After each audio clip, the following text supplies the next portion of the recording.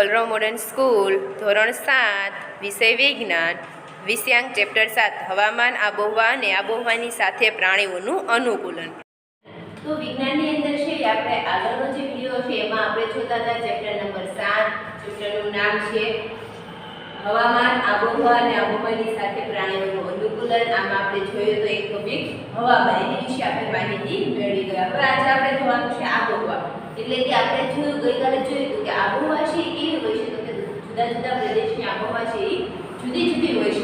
તો આબોહવા કોને કહેવાય છે અને કેવી હોય છે, કયા પ્રદેશની આબોહવા કેવી હોય છે, કયા પ્રદેશના પ્રાણીઓ છે એ આબોહવાની સાથે અનુકૂલન કેવું હોય છે, આ વગેરે વિશે માહિતી છે આપણે આ ચેપ્ટરમાં મેળવવાની છે। આપણે ગઈકાલે હવામાન એટલે કે આપણે આગળના વિડિયોમાં જે હવામાન જોઈ ગયા છીએ, તો હવામાનમાં આપણે જોઈ તો વ્યાખ્યામાં મેં એક જ શબ્દ કીધો તો ખાસ ખરાબ એટલે હવામાન છે કેવી પરિસ્થિતિ છે, તો કે ટૂંકા ગાળાની એટલે કે રોજબરોજની છે દરરોજનું જે હવામાન છે તે રિલીઝ થતું હોય છે। હવે આપણે જોઈએ છીએ કે આબોહવા, તો આબોહવા છે આબોહવા કોને કહેવાય છે, તો કે લગભગ 25 વર્ષ જેવા લાંબા ગાળાના હવામાનના માળખાને, શેના માળખાને, તો કે હવામાનના માળખાને છે તે સ્થળને આબોહવા કહે છે। આનો મતલબ શું થાય કે લગભગ છે કેટલા વર્ષ કીધા છે, તો કે 25 વર્ષની આજુબાજુ, એટલે કે કોઈ પણ પ્રદેશ છે એની 20 થી 25 વર્ષની છે એ હવામાનનું જે માળખું એટલે કે જે દરરોજનું જે હવામાન હોય છે એના રિલેટેડ આપણે એને કહીએ સરેરાશ જે કાઢે છે અને આપણે તેને શું કહીએ છીએ, તો કે તે સ્થળની એની આબોહવા કહેવામાં આવે છે। હવામાન એટલે કે જે દરરોજનું હોય છે અને રોજબરોજનું છે કેવું હોય છે, તો કે બદલાતું, એટલે કે હવામાન છે એ ટૂંકા ગાળાની પરિસ્થિતિ છે અને એ હવામાનની છે 25 વર્ષની જે સરેરાશ હોય છે એના આધારે જે તે સ્થળની છે શું નક્કી થતી હોય છે, તો કે આબોહવા છે એ નક્કી થતી હોય છે। તો જુઓ પેજ નંબર 71 ઉપર ચોપડીમાં ટોપિક છે 7.2 આબોહવા। હવામાનશાસ્ત્રીઓ રોજે રોજ હવામાનની નોંધ કરે છે અને કેટલાક દાયકાઓનો હવામાનનો રેકોર્ડ જાળવેલો હોય છે। આ પરથી જે તે સ્થળના હવામાનનું માળખું નક્કી કરવામાં મદદ મળે છે અને લગભગ 25 વર્ષ જેવા લાંબા ગાળાના હવામાનના માળખાને તે સ્થળની આબોહવા કહે છે। એટલે આપણે એવું કહેવામાં આવેલું છે કે હવામાનશાસ્ત્રીઓ છે જે તે સ્થળ છે તેનું દરરોજનું હવામાન છે તે નક્કી કરતા હોય છે અથવા તે રિલીઝ કરતા હોય છે અને એનું છે 25 વર્ષ જેટલો લાંબો ગાળો છે એની સરેરાશ જે પરિસ્થિતિ છે એના આધારે જે તે સ્થળની આબોહવા છે તે નક્કી થતી હોય છે। જો કોઈ સ્થળ માટે મોટાભાગના સમયે તાપમાન વધારે મળે તો આપણે કહી શકીએ કે તે સ્થળની આબોહવા ગરમ છે। એટલે કે 25 વર્ષ સુધીનું જે આપણે હવામાન જોઈએ અને એ સ્થળનું જે હવામાન એટલે કે જેનું તાપમાન છે એ કેવું હોય છે, તો કે ઊંચું હોય છે અથવા તો હંમેશા એનું તાપમાન છે આપણને વધારે જોવા મળે તો આપણે એવું કહી શકીએ કે તે સ્થળની આબોહવા કેવી છે, તો કે ગરમ છે। અને જો આ સ્થળે મોટાભાગના સમય દરમિયાન ભારે વરસાદ પણ પડતો હોય તો આપણે કહી શકીએ કે તે સ્થળની આબોહવા ગરમ તથા ભેજવાળી છે। એટલે કે તે સ્થળનું તાપમાન છે હંમેશા વધારે જોવા મળતું હોય એટલે ત્યાંની આબોહવા એ તો કેવી થાય છે, તો કે ગરમ તો થશે જ, સાથે સાથે બીજું શું કીધું, તો કે ત્યાં છે એ વર્ષ દરમિયાન મોટા ભાગનો વરસાદ પડતો હોય, જ્યારે પણ વરસાદ પડે ત્યારે આબોહવા કેવી બને છે, એટલે કે હવામાન કેવું બને છે, તો કે ભેજવાળું, એટલે ત્યારે આપણને આબોહવા કેવી જોવા મળે, તો કે ભેજવાળું। તો કે જો ત્યાં ગરમી અને વરસાદ બંને અનુભવાતો હોય તો આપણે એવું કહી શકીએ કે તે સ્થળની આબોહવા છે એ ગરમ અને ભેજવાળી છે તેવું આપણે કહી શકીએ છીએ। ભારતના 2 સ્થળોની આબોહવાની સ્થિતિ કોષ્ટક 7.2 અને 7.3 માં આપવામાં આવેલી છે। આપેલા મહિનાનું સરેરાશ તાપમાન 2 તબક્કામાં જોવા મળે છે। પ્રથમ તો આપણે મહિના દરમિયાન નોંધાયેલા તાપમાનનું સરેરાશ તાપમાન જોવા મળે છે અને બીજું ઘણા વર્ષો દરમિયાન તાપમાનની સરેરાશ ગણતરી કરીએ છીએ જે સરેરાશ તાપમાન દર્શાવે છે। તો આપેલા 2 સ્થળો શ્રીનગર કે જે જમ્મુ કાશ્મીરમાં આવેલું છે અને કેરળમાં તિરુવનંતપુરમ છે એના 2 જે જુદા જુદા તાપમાન છે તેનું આપેલું છે। તમે ભારતનો નકશો જુઓ તો જમ્મુ કાશ્મીર ક્યાં આવશે, તો કે અહીંયા ઉપરનો ભાગ છે અહીંયા કહેવાશે જમ્મુ કાશ્મીર આવે અને એનું કઈ વસ્તુ, તો કે શ્રીનગર જેનું શહેર છે ત્યાંનું તાપમાન છે અને બીજું કે આ જે નીચે દક્ષિણનો ભાગ છે એમાં અહીંયા છેલ્લે શું આવશે, તો કે કેરળ, આ જે કેરળ છે એનું તિરુવનંતપુરમ, આ જે 2 સ્થળ છે એની માહિતી આપવામાં આવેલી, એટલે કે એક છે ભારતના ઉપરના છેડાનું અને એક છે ભારતના નીચેના છેડાનું છે એ તાપમાન આપવામાં આવેલું છે। તો જો એમાં મહિનો છે જાન્યુઆરી થી ડિસેમ્બર સુધી બંનેમાં આપેલા છે અને ત્યાર પછી બાજુમાં તમે જોતા જાઓ તો રોજનું ન્યૂનતમ એટલે કે રોજનું ઓછામાં ઓછું તાપમાન અને રોજનું મહત્તમ એટલે કે દરરોજનું જે વધારેમાં વધારે તાપમાન આપવામાં આવેલું છે અને સાથે સાથે સરેરાશ કુલ વરસાદ એટલે કે ઈ મહિનાનો જે સરેરાશ વરસાદ છે તે આપેલો છે. તો તમે જોઈ શકો છો કે જે શ્રીનગર છે એનું રોજનું ન્યૂનતમ તાપમાન છે એ તિરુવનંતપુરમના રોજનું ન્યૂનતમ તાપમાન કરતાં કેવું જોવા મળે છે તો કે ઓછું જોવા મળે છે. તમે આ બંને કોષ્ટક છે એની ઉપર નજર કરો તો આમાં આપણને ક્યારેક માઇનસમાં પણ તાપમાન જોવા મળે છે અને જો તાપમાન વધે તો એના આંકડા આપણને 10 થી 12 સુધી વધારેમાં વધારે જોવા મળે છે.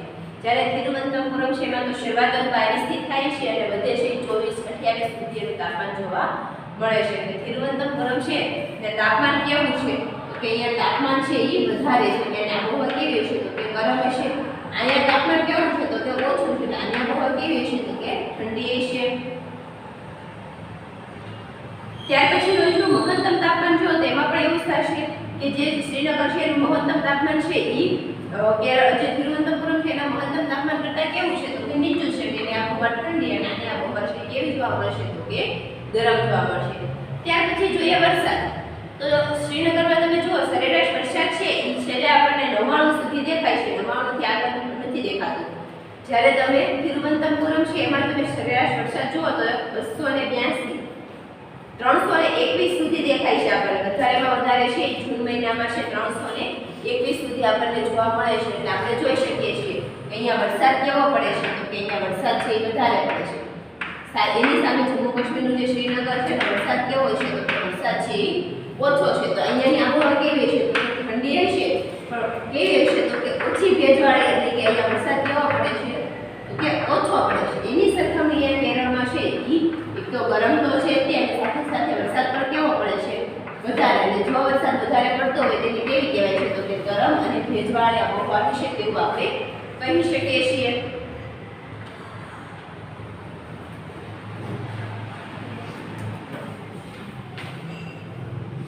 તો કોષ્ટક 7.2 અને 7.3 ને જોતા આપણને જમ્મુ કાશ્મીર તથા કેરળની આબોહવાનો ફેરફાર સરળતાથી જોવા મળે છે. એટલે કે આપણે એક ભારતનું ઉત્તરનું જે શહેર છે તે લઈએ અને ભારતનું દક્ષિણનું શહેર છે એ લઈએ તો બંને વચ્ચેનું જે એના જે તાપમાનમાં ફેરફાર છે અથવા તો જે બે સ્થળો વચ્ચેની આબોહવા છે એમાં આપણને ચોખ્ખો તફાવત જોવા મળે છે કે અહીંયા છે ગરમીનું પ્રમાણ કેવું છે તો કે ઓછું છે. એની સરખામણીએ કેરળમાં ગરમીનું પ્રમાણ વધારે છે. અહીંયા વરસાદનું પ્રમાણ ઓછું છે. એની સરખામણીએ વરસાદનું પ્રમાણ કેવું છે તો કે વધારે છે. આપણે જોઈ શકીએ છીએ કે જમ્મુ કાશ્મીર કરતાં કેરળ વર્ષ દરમિયાન વધુ ગરમ તથા ભેજવાળી આબોહવા ધરાવે છે. જોયું ને કેવી તો કે જમ્મુ કાશ્મીર કરતાં કેરળ છે એ વધારે ગરમ અને ભેજવાળી આબોહવા ધરાવે છે. બે કીધું એમ કે જ્યાં વધારે તાપમાન હોય ત્યાંની આબોહવા કેવી કહેવાય છે તો કે ગરમ. સાથે સાથે વરસાદ પણ અહીંયા કેવો પડે છે તો કે વધારે. એટલે કેવું કહેવાય છે તો કે એની જે આબોહવા છે કેવી તો કે ભેજવાળી કહેવાય છે. એમ પણ તમે જોઈ શકો છો કે અહીંયા છે અહીંયા ફરતી બાજુ શું આવેલું છે તો કે દરિયો. આપણને ખબર છે કે ચોમાસામાં જે નૈઋત્ય પવન એટલે કે આ જે દિશામાંથી આવતા પવનો છે શું લાવશે વરસાદ. એના કારણે કેરળમાં વરસાદ પણ કેવો જોવા મળે છે તો કે વધારે જોવા મળે છે. પશ્ચિમ ભારતના રાજસ્થાન જેવા વિસ્તાર માટે જોવા મળે છે કે વર્ષમાં મોટાભાગના સમય દરમિયાન તાપમાન વધુ હોય છે પરંતુ શિયાળા દરમિયાન વર્ષમાં થોડા મહિના માટે તાપમાન થોડું નીચું હોય છે. એટલે કે ખાસ કરીને આપણને ખબર છે કે ભારતમાં સૌથી વધારે ગરમી તમે જુઓ તો આખા ભારતમાં સૌથી વધારે ગરમી છે એ અહીંયા જે રાજસ્થાન આવે છે રાજસ્થાનનું ગંગટોક નામનું જે શહેર છે ત્યાં ભારતની સૌથી વધારે ગરમી પડે છે. એટલે આપણે એવું કહી શકીએ કે ભાઈ રાજસ્થાનમાં છે ભારતની સૌથી વધારે ગરમી પડે છે. અને સાથે સાથે છે ઘણી વખત ઠંડીનું પ્રમાણ પણ કેવું હોય છે તો કે વધતું હોય છે. આ પ્રદેશમાં વરસાદ થોડો ઓછો થાય છે જે રણ પ્રદેશની લાક્ષણિક આબોહવા છે. એટલે આપણને પણ ખબર જ હોય છે કે રણ હોય છે રણમાં વરસાદ કેવો હોય છે તો કે ઓછો. કારણ તો કે વૃક્ષોની સંખ્યા કેવી હોય છે તો કે ખૂબ જ ઓછી હોય છે અને એના કારણે ત્યાં વરસાદ પણ કેવો થતો હોય છે તો કે ઓછો અને એની સરખામણીએ ત્યાં ગરમી કેવી પડતી હોય છે તો કે વધારે. તો એના ઉપરથી આપણે એવું કહી શકીએ કે રણ પ્રદેશની આબોહવા છે એ તો કેવી હોય છે ગરમ. ગરમ શું કામ હોય છે કે ત્યાં તાપમાન કેવું હોય છે તો કે વધારે અને સાથે સાથે બીજી કેવી હોય છે તો કે સૂકી. સૂકી એટલે કેવી તો કે ભેજવાળી હોતી નથી. શું કામ તો કે ત્યાં વરસાદ પડતો નથી. એટલે રણ પ્રદેશની આબોહવા છે એ હંમેશા ગરમ અને સૂકી હોય છે. ઉત્તર પૂર્વ ભારતમાં વર્ષના મોટાભાગના સમયે વરસાદ પડે છે.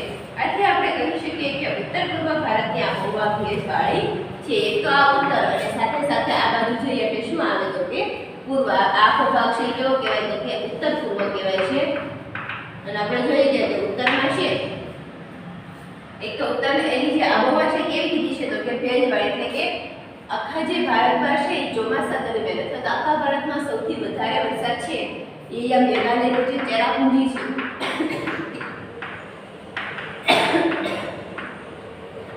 મેઘાલયનું જે ચેરાપુંજી છે એ ભારતમાં વર્ષ દરમિયાન સૌથી વધારે વરસાદ પડે છે.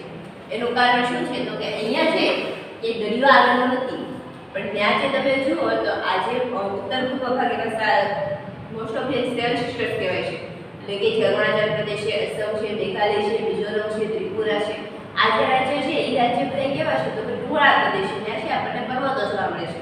તો અહીંયાથી જે કંઈ પણ પવનો આવે છે એ ક્યાં ભડકાય છે તો કે જે પર્વત છે એની સાથે અથડાય છે, અને જ્યારે પણ છે એ જે વરસાદના જે પવનો છે એ પર્વત સાથે અથડાય છે એટલે ક્યાં જશે તો તે ઉપર ચડે છે, અને એના કારણે એ જે ભાગ છે તે આપણને વધારે વરસાદ જોવા મળે છે.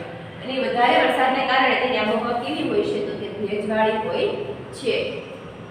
હવે ત્યાર પછી આગળનો ટોપિક આવે છે 7.3 વાતાવરણ અને અનુકૂલન. તો હવે આ ત્રીજી કઈ વસ્તુ આવે છે તો કે અનુકૂલન.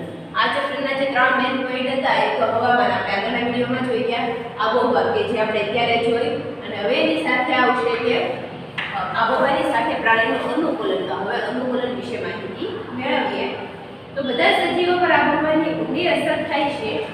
પ્રાણીઓ જે પરિસ્થિતિમાં રહેતા હોય તેમાં જીવિત રહેવા માટે અનુકૂલન સાધે છે. જે પ્રાણીઓ અતિશય ઠંડી કે ગરમ આબોહવામાં રહેતા હોય તેઓ સખત ઠંડી કે ગરમીથી બચવા માટે ખાસ વિશેષતાઓ ધરાવતા હોય છે. એટલે કે કોઈ પણ પ્રાણી છે એ પોતાનું જીવન ટકાવી રાખવા માટે છે એ જે પ્રદેશમાં રહેતો હોય છે તે પ્રદેશની આબોહવાને છે અનુલક્ષીને પોતાનું અનુકૂલન સાધતો હોય છે. ધોરણ 6 ના વિજ્ઞાનના પુસ્તકના પ્રકરણ 9 ની અનુકૂલનની વ્યાખ્યા યાદ કરો.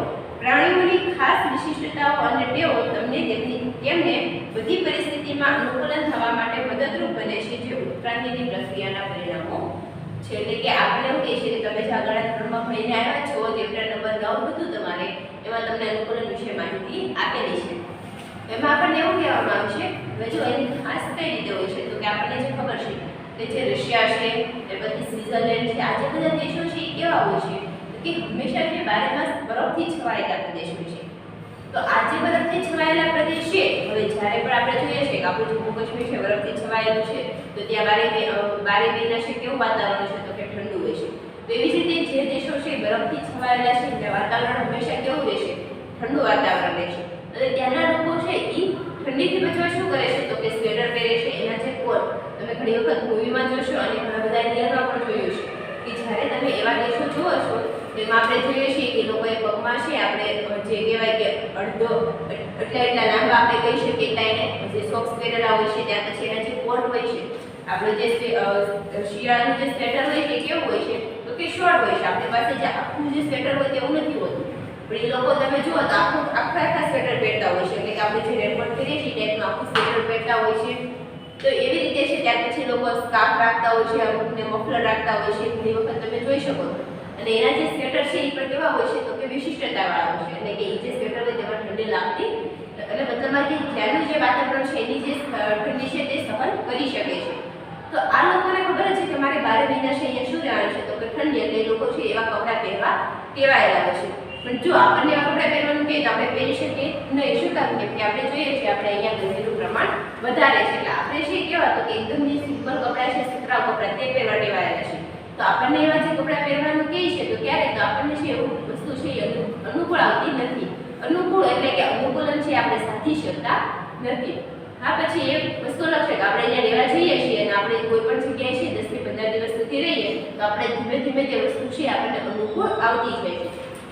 એટલે આપણે જે ભાષા અનુકૂળ કહીએ છીએ તેને વિજ્ઞાનની ભાષામાં શું કહેવાય તો કે અનુકૂલન. એટલે કે જે વસ્તુ છે તેને કોઈ પણ જગ્યા હોય અહીંયા આપણે જોઈએ કે આપણે ક્યાં રહેતા હોય અને ગામડે રહેતા હોય તો આપણે છે અહીંયા જેટલી સુવિધા ન હોય તો આપણે શરૂઆતમાં આપણે છે અહીંયા સુવિધાથી મોટા થયા એટલે આપણને અહીંયા રહેવાની ટેવ હોય છે, એટલે કે આપણને બધી સુવિધા જોઈતી હોય છે. પણ જ્યારે આપણે ગામડે જ રહેવાનું થાય તો આપણે જોઈએ કે આપણે 10 થી 15 દિવસ જાય એટલે આપણે ધીમે ધીમે ત્યાંની જે વાતાવરણ, ત્યાંની જે હવામાન છે એની સાથે આપણે અનુકૂલન, એટલે કે આપણને ધીમે ધીમે અનુકૂળ આવતું જાય છે અને ત્યાર પછી આપણે તેની આબોહવા સાથે રહેવા ટેવાઈ જઈએ છીએ. તો એવી જ રીતે જુદા જુદા પ્રદેશમાં જુદું જુદું જે છે એ આબોહવા હોય છે અને ત્યાંના પ્રાણીઓ છે તેની આબોહવા સાથે અનુકૂલન સાધેલું હોય છે.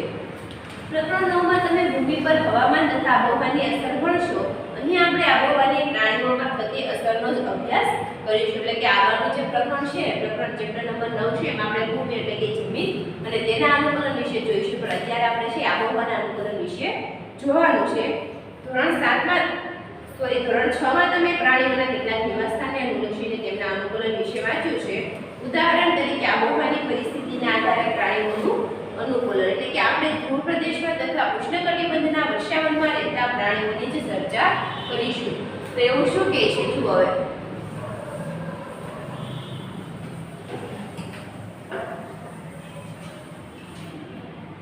પૃથ્વી જે આપણે જોઈએ છે, પૃથ્વી હંમેશા કેવી છે? તો આપણે એવું કહીએ છીએ પૃથ્વી છે આ રીતે ગોળ છે.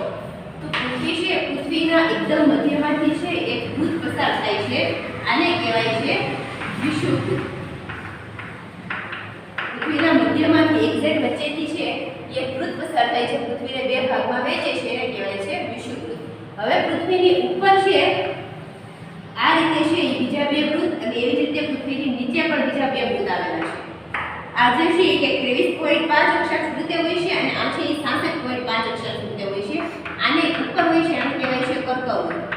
વિષુવવૃત્તની ઉપરનું વૃત્ત છે એને કહેવાય કર્કવૃત્ત, વિષુવવૃત્તની નીચેનું વૃત્ત છે એને કહેવાય મકરવૃત્ત.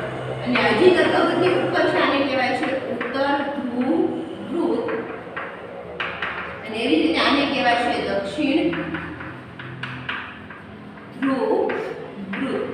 અને અહીંયા તમે જુઓ તો એક્ઝેક્ટ ઉપરનો પોઈન્ટ અહીંયા 90 ની જે રેખા હોય છે આને કહેવાય છે ઉત્તર ધ્રુવ, અને એવી જ રીતે અહીં નીચે હોય છે આને કહેવાય છે દક્ષિણ ધ્રુવ. તો આજે છે પૃથ્વીની રચના એટલે કે પૃથ્વીનો જે ગોળો છે એમાં આવેલી રચના છે.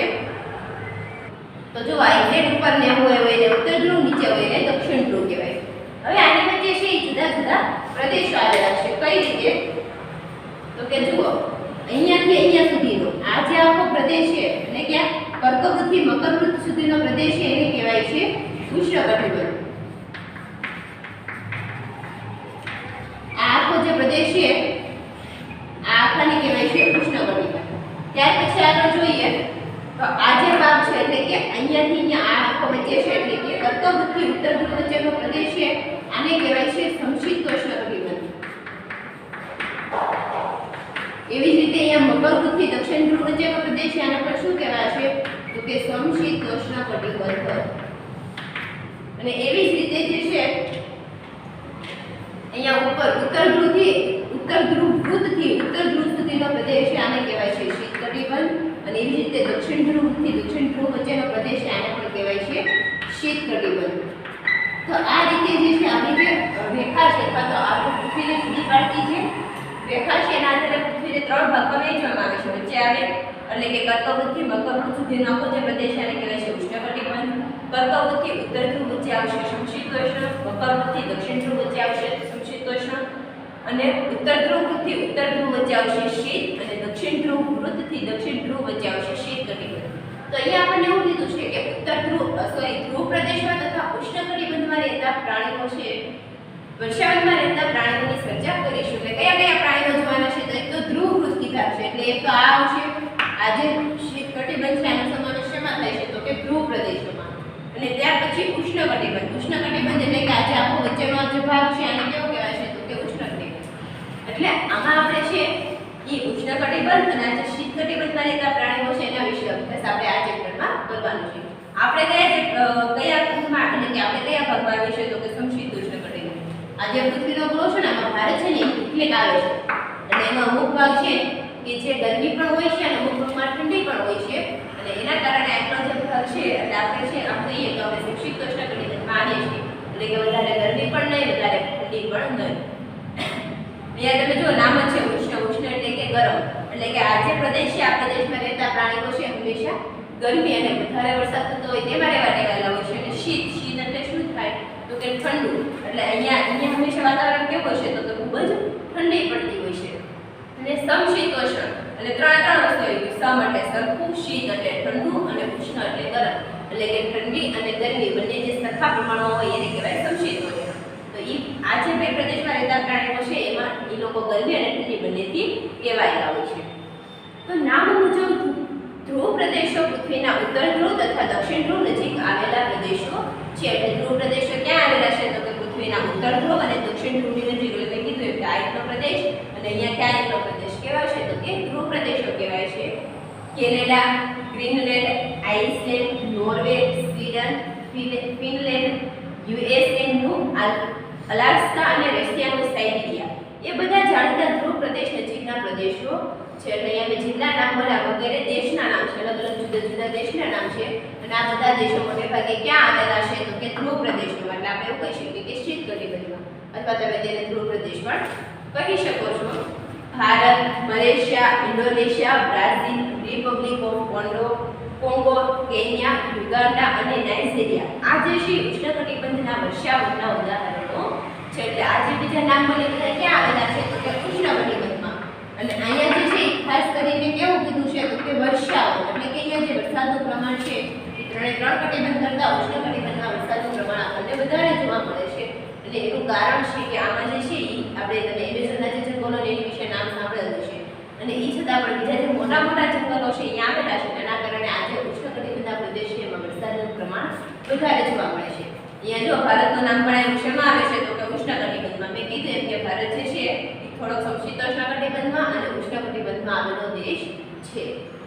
ત્યાર પછી તમને પ્રવૃત્તિ આપેલી છે 7.2 તો દુનિયાનો નકશો મેળવીને તેમાં ધ્રુવ પ્રદેશોને વાદળી રંગ વડે તથા ઉષ્ણકટિબંધના પ્રદેશને લાલ રંગ વડે દર્શાવો. આ પ્રવૃત્તિ આપણે નથી કરવાની, પણ એમાં ખાલી એવું કીધું છે કે ધ્રુવ પ્રદેશના જે પ્રદેશો છે એને વાદળી રંગ અને ઉષ્ણકટિબંધના પ્રદેશો છે એને લાલ રંગ વડે દર્શાવો, જેથી આપણને ખબર પડે કે કયો પ્રદેશ ધ્રુવ પ્રદેશ છે, કયો પ્રદેશ ઉષ્ણકટિબંધ છે. મેં તમને અહીંયા કહી દીધું આ પ્રદેશ ઉષ્ણકટિબંધ કહેવાય છે અને આ પ્રદેશ છે એને કેવા કહેવાય છે તો કે ધ્રુવ પ્રદેશ તરીકે ઓળખવામાં આવે છે. તો હવે એના આપણે જે પહેલા પ્રદેશો જે પહેલું છે આપણે ધ્રુવ પ્રદેશો, એટલે કે ધ્રુવ પ્રદેશમાં રહેતા પ્રાણીઓ છે એના અનુકૂલન વિશે વાત કરવાની છે. તો આ જે ટોપિક છે આપણે એના પછીના વિડીયોમાં જોઈશું. આજે આપણે મેઇન જે ટોપિક જોયા આબોહવાનું અને એની સાથે જોયું અનુકૂલન, એટલે કે અનુકૂલન કેવું હોય છે, કઈ જગ્યાનું અનુકૂલન કેવું હોય છે, અને સાથે સાથે મેં તમને પૃથ્વીની વિશે થોડી માહિતી પણ આપી. હવે જે આજનું હોમવર્ક છે ને હું તમને ફોટા મોકલું એ જોઈ તમારે વિજ્ઞાનની સ્વાપોથીમાં સારા અક્ષરે લખવાનું રહેશે અને સાથે સાથે પાકું પણ કરવાનું રહેશે. અને હવે આગળનો જે ટોપિક છે આપણે આના પછીના વિડીયોમાં જોઈશું.